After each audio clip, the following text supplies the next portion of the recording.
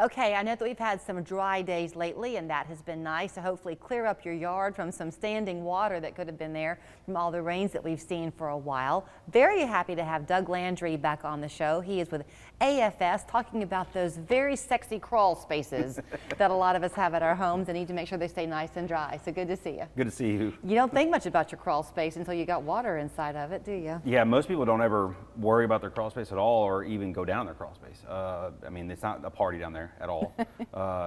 You only usually hear about problems with crawl spaces when your bug guy goes in there to do some kind of inspection, or you have a plumber or an HVAC guy go down there to fix something that is going on up top. Right. And then they go in and they see something going on. So right. They let you know. So. Well, so I may have been wrong in what I just said, but we have had a lot of rain, and depending on the way your yard is and the way your house sits, you can get standing water pretty quickly when we've had as much rainfall as we've had, seems like, this summer. Oh yeah, the amount of rain that we've had here this summer has been incredible, to be honest with you.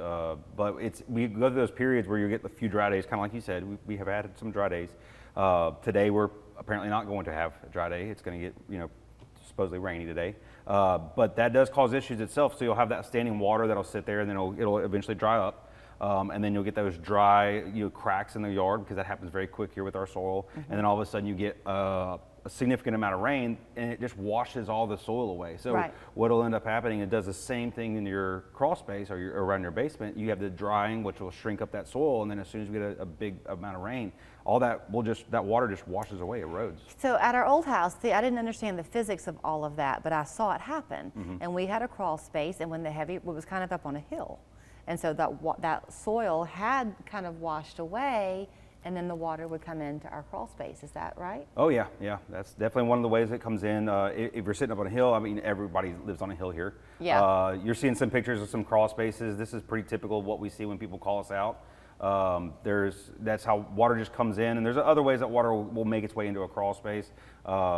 People do not really understand, and me included until I was part of this, what we do now, I'm part of AFS, that how actually water will get in your home. And we we try to do a really good job of educating the person before they make any kind of decision, whether they're going to move forward and do anything with us. We want to make sure that they understand this is how it happens, and this is what we can do to fix it. Are there different ways it happens, or is there one standard way? Oh, there's always different ways that water comes in, yeah. Okay. But it's all water. I mean, everybody and that sounds kind of silly to say, but water is always going to be the problem with your house. I always use the analogy. I was a fireman where I came from, where I grew up, and I could do some damage. The fire would do obvious damage, right. But our hose with the water to put the fire out would do a lot of damage as well. Completely. Or you have a hole in the roof. The hole in the roof is not the problem. It's the water that comes in. It's the water that's going to come in. So. Okay, so let's go to the house with the crawl space, and let's pretend that this house was built in 1972. Okay. Sounds very specific. Oh, no, I'm just making that up. So would they necessarily need to go in and do the encapsulation? Is that always what you recommend? Or might it be something as simple as adding some gutter spouts and that kind of thing? It could always benefit to do most of the work we do. Now, we are not going to go in and force anybody to do anything. Obviously, it's not our house. Mm-hmm. But we will recommend what we believe based on what we see. Now, if we go in and it's completely dry, there's no moisture, there's no humidity, no fungal growth or anything like that, I mean, there's a reason you called us out, so we're going to probably recommend something. But yes, it could be as simple as doing some, hey, there's some landscaping outside, maybe needs to be taken care of. We can refer somebody, a hardscape maybe, some gutter downspouts, absolutely. We do that as well. So there's multiple things we can do, but we really can't tell until we get out there, Is it, again, I guess what I wasn't sure of, is there ever a point where you just simply can't encapsulate a crawl space? Is it too far gone? It's always something you can do. Okay. There may be more things we have to do before we could do an encapsulation. Okay. Meaning, like if you have standing water, we got to get that water out of there. Sure. And it cannot come back in. Gotcha. So we make sure that's taken care of with some kind of drain system. So there's always a reason to encapsulate. You mentioned mold. Is there always water, or can it just be moisture that can lead to a mold? So mold is brought on by many things, and from the basic of it, and the fungal growth that's on wood is always brought on by moisture. It's the amount of moisture in the air, it's also the amount of moisture in the actual wood itself.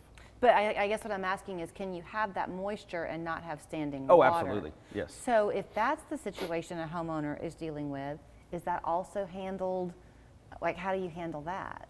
So you can have, again, like you were referring to, you can have moisture without, fungal growth without standing water physically, and that's brought on by the way that houses breathe and everything like that. There's different kind of science behind that, and we have a good presentation on how that works so the customer would understand.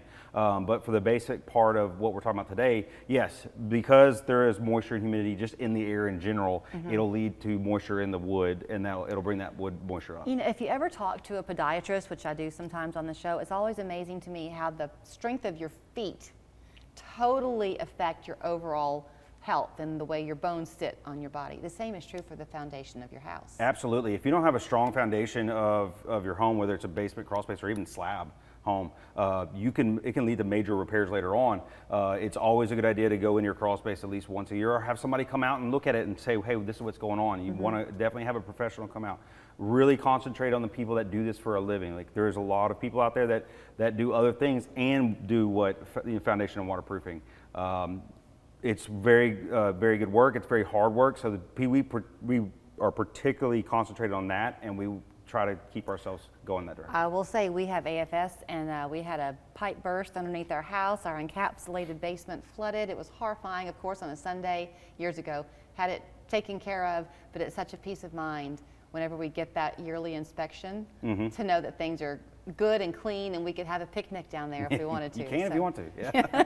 You can find them. It's afsrepair.com is the website. 226-3546 is their phone number. They can make your house pretty much as their office. They can come out, do the inspection, let you see the lay of the land, and then give you a plan to make it as healthy as it can be. Yep. Thank you. Thank you.